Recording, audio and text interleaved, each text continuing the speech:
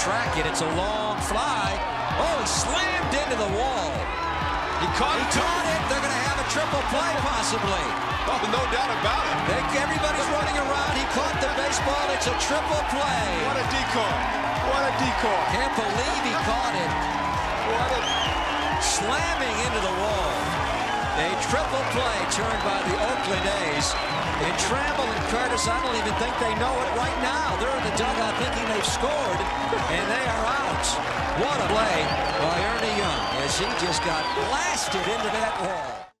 A double play may be a pitcher's best friend, but a triple play is not a broadcaster's. I'm Jesse Goldberg-Strassler, and welcome to Crafting the Call. And my name is Josh Suchon. Today we are looking at triple plays, one of the rarest things that occur on a baseball field. Put it this way, Jesse, I've spent 10 years broadcasting Albuquerque Isotopes baseball. I have called one triple play in my career. They are very rare, and more times than not, there's more confusion than anything else. Tell me that story. What was that triple play like? It was a fairly routine triple play. There was a ground ball to the third baseman. He ran to third. He threw to second. He threw to first.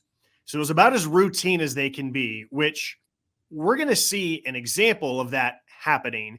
But more times than not, somebody makes a huge mistake on the bases, and that's what leads to chaos. I have never seen a triple play as a fan. I've called two as a broadcaster, and one was a crime. It was a line drive right at the shortstop for my team, mind you, with first and second, nobody out. And the shortstop caught it and then realized, what if I dropped it? And he dropped it, and the umpires let him get away with it. And then you tagged everybody in the building, and the other team is rushing the whole dugout onto the field to protest. But the umpire said triple play. The other one, there were runners at first and second, nobody out, and the batter tried to sacrifice them over. Popped up the bunt. The catcher grabbed it, fired to second, whip it over to first, and it was just that quick. And this is the fun of a triple play, is it can come in all sorts of different forms. Before we look at the usual, though, Josh, let's start with the unusual. So down to second for Yoshida. At first base, Duvall. First and second for Casas. He's not the man you want to see with men in scoring position. Now 10 RBIs in his last 12 games. Shallow right center, long run, but Michael gets there. Throwing back to first, may have a play. Double him off, and maybe a triple play. It is unbelievable just how they drew it up. We have seen it all tonight. It's an 8-3-5 triple play. You see, Michael got a beat on the ball. Duvall, again, had to have gotten a terrible read. So that's an easy out there. And then Yoshida somehow thought that once Matt Olson got the ball, he could beat him to third. That triple play was the first by the Braves since 2004 against San Diego. So Josh, just like the very first clip that we saw with the A's and the Tigers, this is the same sort of thing in terms of you've got runners on the bases. The first one was a great catch by Ernie Young. This is not necessarily a highly above average play, but you've got runners caught off the bases. So just figure out where that ball is going and call it. The other thing about triple plays is that it ends the inning. So in the back of your mind, you're thinking to yourself, we have to get to commercial. So we just saw that triple play, and then we saw a bunch of different angles of it. I can almost guarantee you that all those different angles that we saw was when they came back from a commercial break. Yes. So as a broadcaster, you're trying to describe this fluky thing. Then you want to re-describe it in a more calm way so that you can let the audience definitely know what happened. And then you got to send it to commercial break, Jesse, and then come back and keep talking about it yet again. I was with a team. We had double plays sponsored. So every time that my team turned a double play, you had to get in the sponsor read. Well, the problem is, as you well know, is that double plays usually end the inning. So what time is there to give the sponsor read? And it's the same thing. You're rushing to get it to break. At the same time, your brain is trying to process what you just saw. If you're calling that play, you're going, okay, we got the out in center field. Oh, look, the runner's off of first base. We got the out there. What is the guy doing trying to go for third? Because usually it's a base running mistake. Yes. And I think for me, the key to calling a triple play is you really have to be ready when the pitch is delivered. If you're in the middle of telling some story, if the analyst is in the middle of a thought still, if you're behind a second, even a half second at the start of the play, you're going to be word soup. It's going to be a complete mess. I think you really have to be of the mindset of here's the 2-1, pause, ball is put in play, and now you have the best chance of describing a triple play because, again, there's usually a base running mistake like that last play. Let's think this through, Jesse, because I'm thinking about where my eyes would be. My eyes are, I'm following the ball. I'm following the center fielder. He makes the catch. Now there's a throw to first base. Okay, double play. And all of a sudden, wait a minute. Why is there this other base runner doing something over here?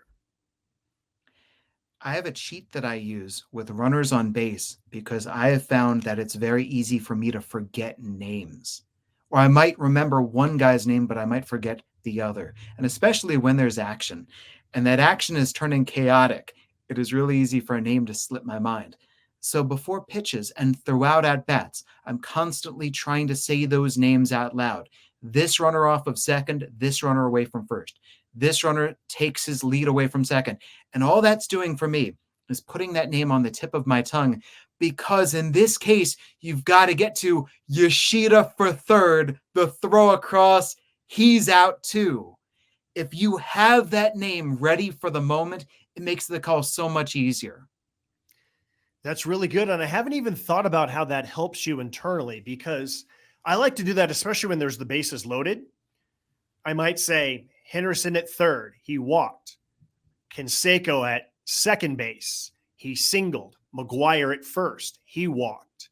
So I'm reminding people who's on the bases and how they got there. I never even thought until now that it's helping me so that I don't also forget who's on the bases.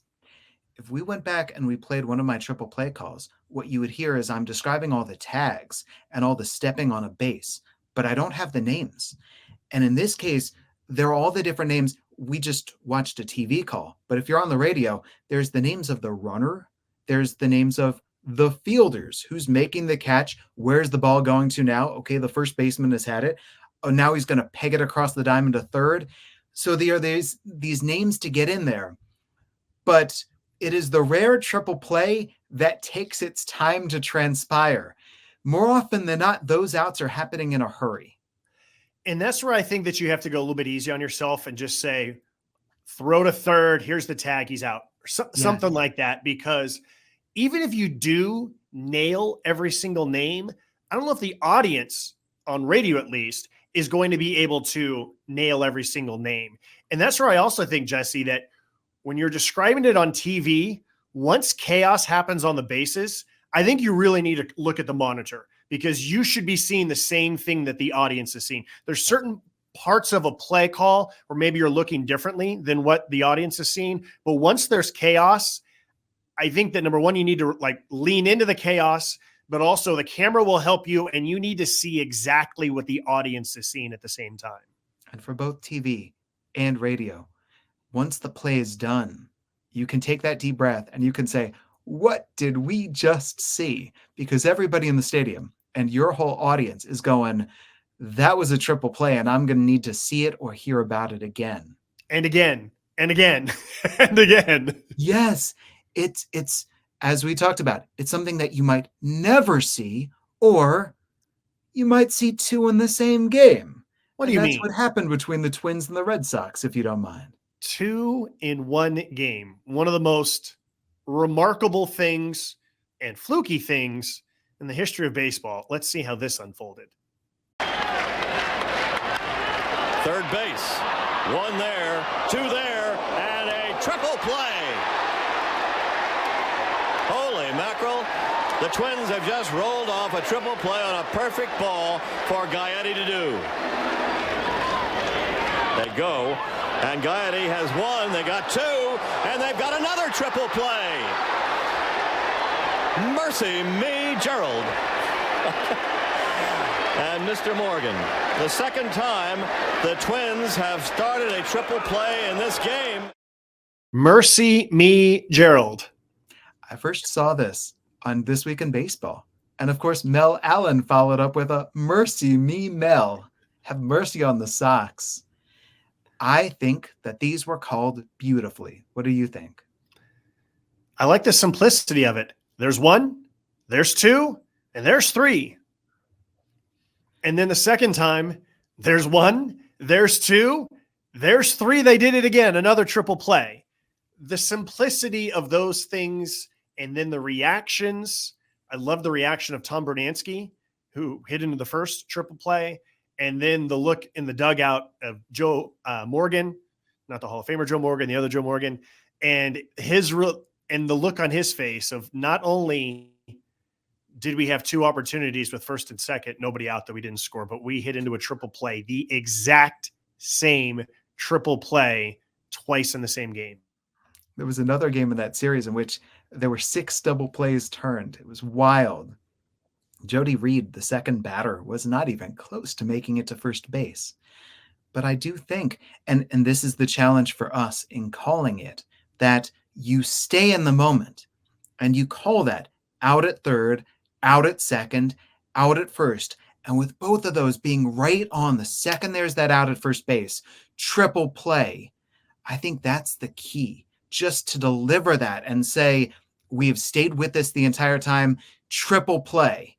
It's the simplicity is excellent, but there's also that feeling of this is something you don't see every day.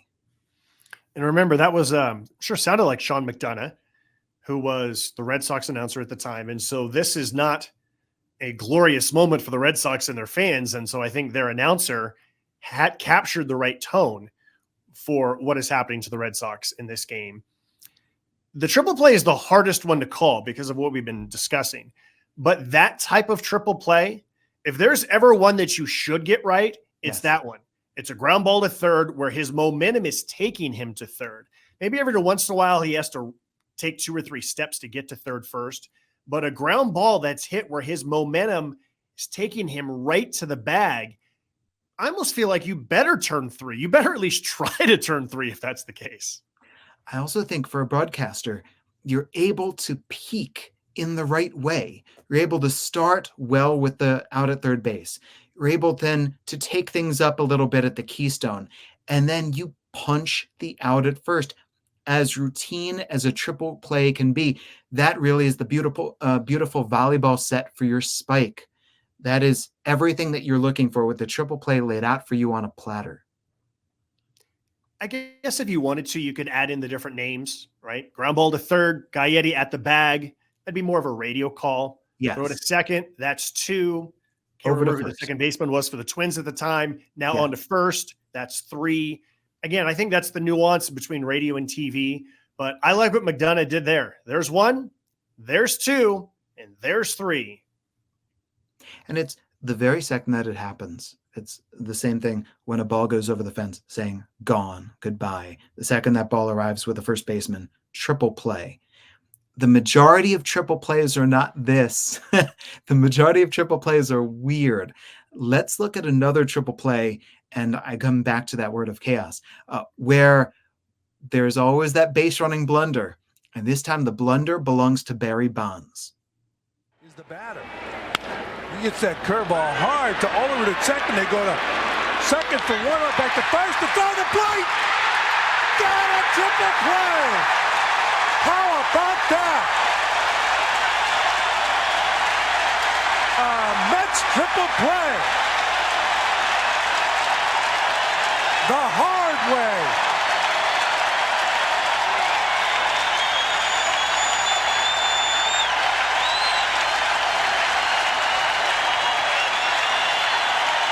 Watch Barry Bonds on third base. Ball hit hard to Olerud. He breaks back and then goes after the double play and is thrown out by Olerud. Now Ordonez at short looks to third when he gets the throw from Olerud. And still gets his man at first. Did he get to the home plate area? Hit Todd Pratt's foot at home plate. And the home plate umpire, Jim Quick, on top of this play. Let's take a look. Boy, that was a bang-bang play at home plate. I think the look on JT Snow's face, he's the one who hit the ball, tells the story because he's looking over at his teammate, Barry Bonds, like, what did you just do? And what just happened here? Now, in today's baseball, Todd Pratt would be called for blocking the plate. Barry Bonds would be awarded home. But Pratt put that foot right down, built a wall, did not let Barry through, and Barry was out. This is, to my mind, what usually triple plays in the infield look like, where this is an ordinary double play turned by some really good defensive infielders in Olerud and Ordonez.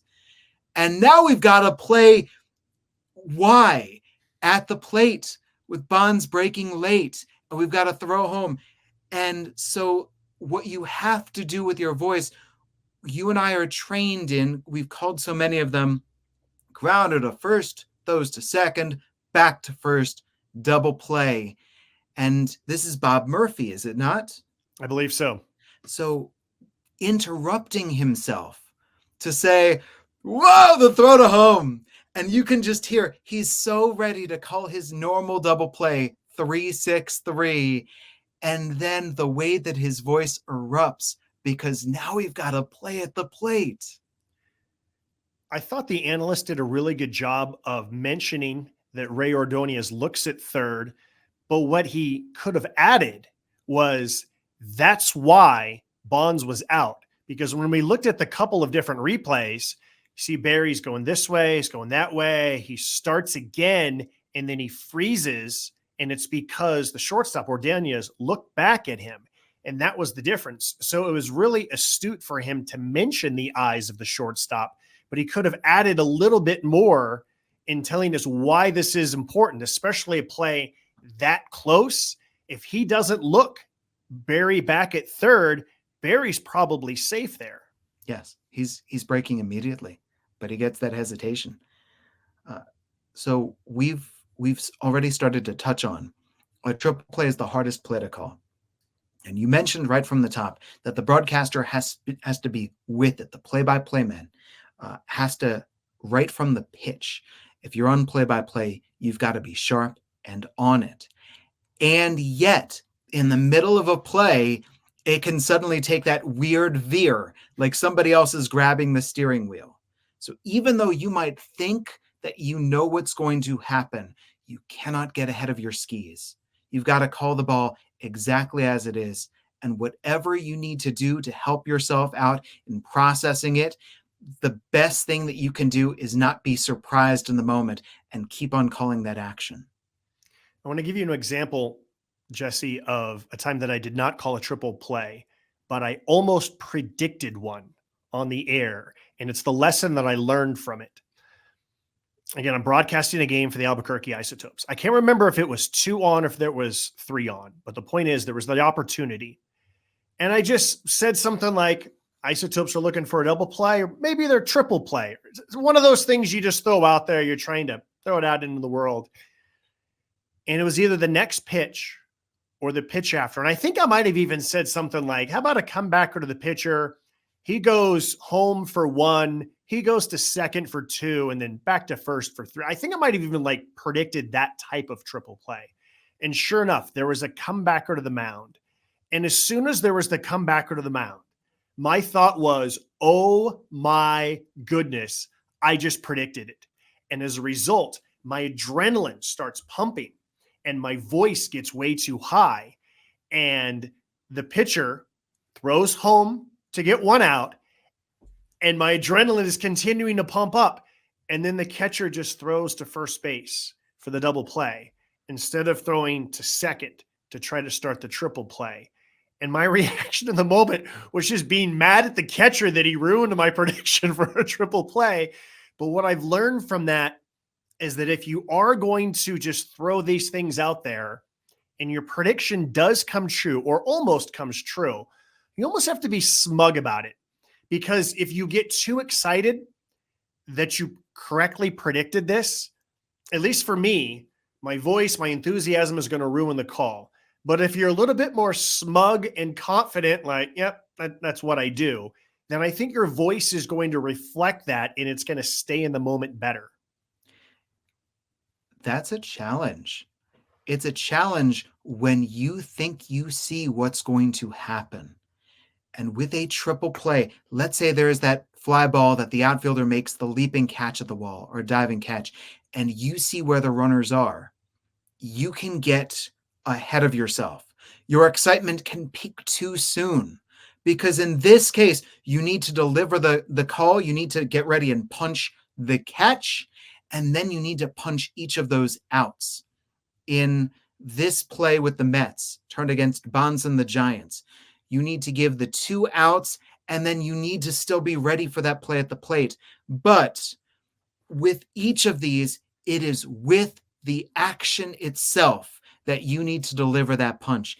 And it is so easy to start to say, here's what they need to do next.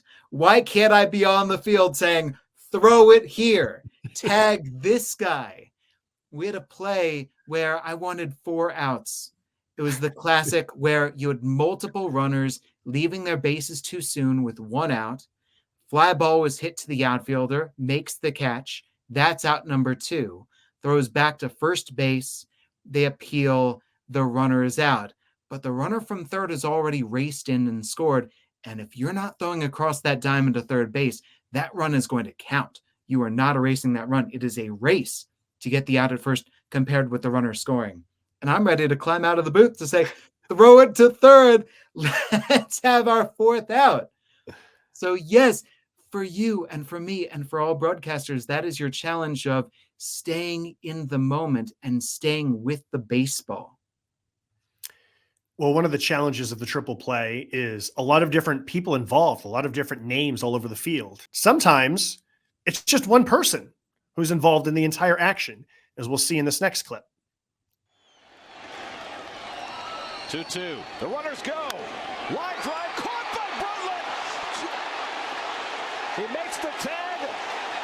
It's a triple play, and the ball game is over. An unassisted triple play to end the ball game. Unbelievable. With the runners going and nobody out, Brundtland, who had made 2 bad plays in the inning, has a line drive hit right to him at the bag. He stepped on second for the 2nd out and tagged out Murphy to complete the triple play. Both runners going. That means that Brundtland's got to move towards the bag at second base. That allows him to not only make the catch, to force out on Castillo, and now, of course, here the tag play on Murphy. So Gary Cohen on the call. We already talked about, Josh, what you have to do if a triple play, which it always does, ends the inning and you've got to get out. What if a triple play ends the game and it happens, as every unassisted triple play does, in a flash? This occurs, 3 outs in the span of 2 seconds? Extremely difficult too, because you may not know for sure as the second baseman catches it. Did he step on second because his momentum was right there? Did he make the catch and step on it? Did he not? Maybe you didn't see it completely, whether you were looking at the monitor, whether you were looking at the field. Maybe one of them was a little bit more deceptive. Now you have another base runner who's right there, who's kind of trying to do this to get out of the way. It's very easy to think, wait, was that luckily this was a line drive, but if it's a short hop, then that can add to the confusion even more. Was this a ground ball? Do they still need to throw to first? No. And that's where I think call it, look for the umpires to give you the cue, and then wait to recap it with replays to make sure that you get it right 2nd, 3rd time as you're describing it. Gary does something I think that is very important here, and that is he takes a moment to not talk. He has this moment to allow his brain to process what has happened. If you listen to his words, he only actually describes 2 outs. And then he's putting together what occurred. And because he takes that moment, he saves himself and he delivers what accurately happened. If he's rushing to find the words for the moment, the right words are not going to come for him. And every second feels like an eternity. A half second feels like 5 seconds in that time. But this is where self-critique becomes so important. Because if you go back and you listen to yourself, you realize that what feels like an eternity of not saying anything is actually not an eternity at all. It is just a second. Maybe it's 1.5 seconds. And in that time, hopefully your brain functions the way that you want it to function so that you can accurately describe this and finish the moment for the call. I wrote treacherous down in my notes to prepare for this. The very first word I wrote, because calling a triple play is treacherous. We talked already about there's so many guys involved. So trying to get those names of the runners and or the fielders. There's the potential for something to happen that you did not see coming because somebody makes a decision that nobody could have predicted that leads to an out. There are those triple plays where there's multiple rundowns on the same play, and now you've got guys running all over the place across the field. With an unassisted triple play, it is very easy to miss something, as you said, missing that the guy stepped on the base, missing that the guy applied the tag. If you don't mind, Josh, I would like to watch a different unassisted triple play just to see how easy it is to miss and have the call go wrong. Runners are gone, and the pitch is lined right to the shortstop. They'll go to second base for 2, and they will run the ball all the way back to that's. I guess it's a triple play. They tag the runner, then wait a minute. Wait a minute. Mike Blowers. Wait, that's only 2 outs. Well, that's only 2 outs unless he ran the ball all the way back to first and when... No, he tossed the ball to the mound. There are only 2 outs. Let's have another look. All right, the runners are going. Runners are going. Line drive to the shortstop. Okay. That's 1. Valentin goes over to the bag for 2 and tags. He tags. Okay, that's it. There it is. Keith Mitchell. Yeah. So how about that? That, my friends, unassisted triple play. Unbelievable. Watch this. A line drive off the bat on Mark Newfield. That's 1. He'll go to the bag. Valentin, 2. And here coming down from first base is Keith Mitchell. Tag him out. Thank you very much. Unassisted triple play. That's sneaky John Valentin fooling us. But that's why I say treacherous. There's such pitfalls that can grab a broadcaster during a triple play. You would find it really easy to miss something as subtle as that. And then suddenly you're wondering what in the world is happening. Especially because the base runner for the 3rd out, he gave up on the play. He's not trying to run anywhere. He's just standing there as if it doesn't matter if he gets tagged out. So that makes it even easier to fool yourself, let alone the people up in the 3rd deck who are wondering, wait a minute, what is happening down there? Something that a broadcaster might do is look down at their scorecard just to check the name of a runner, check the name of a fielder, whatever it is, whatever reason you have for looking away from the play. And if you look away from the play here, you're done. Everybody's off the field. I think almost every broadcaster will do this. They'll write out the names in the grid. They'll have it either in their scorebook. They'll have it up here. They'll have it somewhere like that so that they can, so it's their cheat sheet. And that's common, especially if it's 2 teams that you don't have memorized yet. When you're in the big leagues, at least for your team, I can understand why you want to have the cheat sheet, but it's really important to not use it, especially for those moments, Jesse, where it's an in-between hop. Wait, was it caught or was it a 1-hopper? I was looking down at my cheat sheet. I didn't see what the umpire did. Wait a minute, did he already tag him? Yeah, I was looking down for the base runner, and that's where you can really get yourself caught by using what you think is a cheat sheet, but in the reality, you end up messing yourself up. I think it's important to go over these things because you cannot practice calling a triple play. You can be calling many seasons of baseball and not have any reps to work off of, not have any of those moments where you go, oh, that was a triple play. Here's what I'll do the next time, which you can do with virtually anything else. You and I, we've seen inside the park home runs much more often, or cycles. Maybe an immaculate inning might roll your way, but in the end, that's just strike 1, strike 2, strike 3. A triple play is different from all of this, and you cannot practice for it So because of that, you have to break down all of those other things. You have to understand how to make sure that your eyes stay on the field and that you're not taking it off and missing a crucial aspect.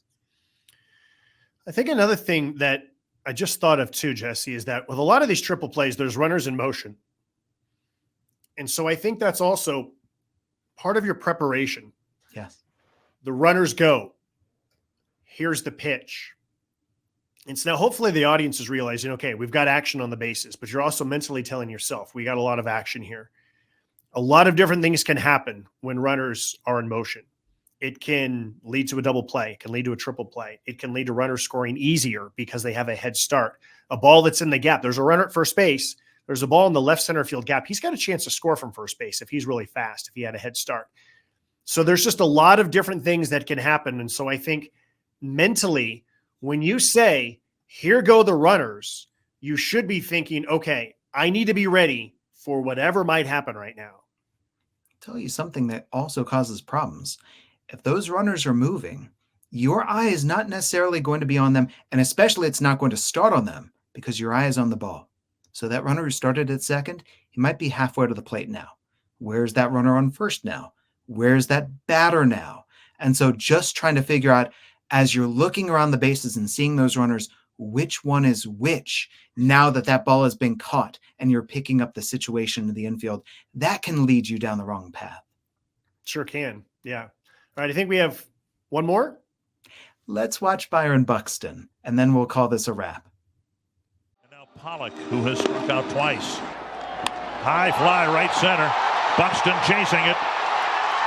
Making the catch at the wall. They've got a possible triple play. There's two. Now a throw to first will be a triple play. Byron Buxton catching it at the wall, and there'll be 3 outs at the end of all this. Now they need to throw to second, I believe. So Urshela touched second base. Urshela touched second base. He was running by, but okay. A triple play will end the 7th inning. So Josh, here we have the highlight catch in the outfield. And the broadcaster immediately realizes chance for a triple play and says it. What do you think? I like it. When we did our crafting the call about inside the park home runs, I know that I learned that I don't want to say they're going for the inside the park home run because there's not enough time. I'm wasting too many words, too much valuable time that I can use on something else. But in the case of a triple play, one of two things happens. Either it's unassisted in 3 outs in 2 seconds, or there's a catch, there's some confusion, there's some base running, there's a throw, there's another throw. I think you have time, and I like the idea of saying this could be or it's going to be. I still like it could be more than it's going to be. It could be a triple play or a chance at a triple play, because this jolts you as a fan. As we know, not everyone is locked in on the screen or locked in on the radio. They might be doing laundry or something. And so there's just certain words that you say, and it sparks the audience into pay attention. What's happening? What about you? I think that it's a whale of a thing to put forth and to say, as you said, could is the key word. So you are preparing someone for the possibility of that. And then you start to see the broadcaster doubt himself.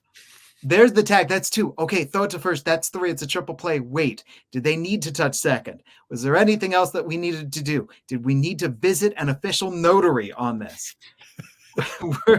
we're good. It's a triple play. So the confidence of everything that is happening and that is going to happen, and wait, are our I's dotted and T's crossed? It is such a possibility with a triple play just because it's so wild.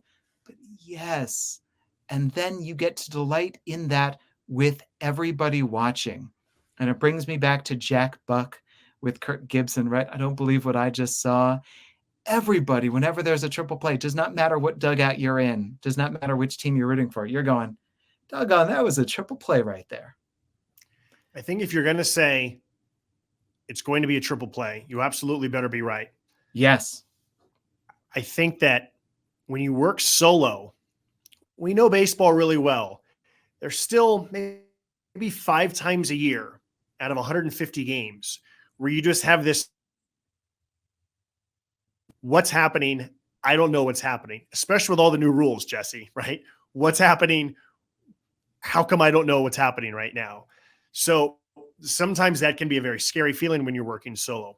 But also, sometimes you got somebody over here and you think you got it right, but now they're not quite sure. And maybe that person confuses you. And now maybe you're confusing each other. And that's where you need the judge or the rotary to confirm, or an umpire or the director to show the replay a bunch of different times to make sure that you see what just did happen. I think people are forgiving with triple plays. So I believe it's the hardest play to call in baseball. And I just think that people get it and they go, look, there was so much going on. That's not something you see very often. Let's make sure we got those 3 outs and we're okay. But I do think that you and I, over the course of this time, have touched on all sorts of different things that a broadcaster can do to set themselves up for success when suddenly a triple play presents itself. Yeah, and I think number one is just you're ready. You're ready for the play. You've identified the base runners who are out there, both for the audience and for yourself. If the runners are in motion, which they often are with a triple play, you say that the runners are in motion. That's the trigger in your mind that anything might happen. And you're not afraid to pause for a second to make sure you get it right. Let's finish with this. If a double play is a pitcher's best friend, what is a triple play? I think it's going to the roulette wheel and hitting it. I mean, that's getting married and winning the lottery on the same day, because you are in deep trouble. There's at least 2 on, if not bases loaded, and nobody out. That doesn't just save your start. It saves your inning. It saves your start. It might save your season. You think about the number of runs that might score with bases loaded, nobody out, and what that can do to your ERA. It might take you a month to get your ERA back to where it was. So that is a season-saving play for a pitcher. And this has been Crafting the Call. I'm Jesse Goldberg-Strassler. And I'm Josh Suchon, and we'll talk to you again next week.